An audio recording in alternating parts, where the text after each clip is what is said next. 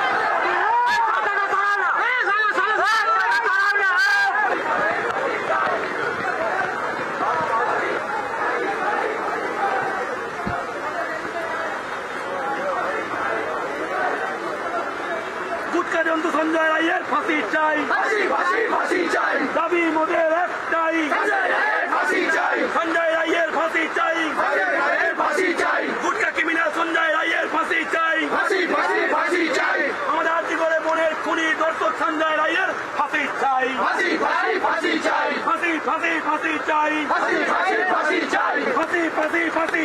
संजय रायर फांसी চাই, गुटका क्रिमिनल संजय राয়ের ফাঁসি চাই, ফাঁসি চাই। দাবি মোদের একটাই, ফাঁসি চাই। আর্জি করে বাঙালি ডাক্তার বোনের খুনি দর্শক সঞ্জয় রায়ের ফাঁসি চাই।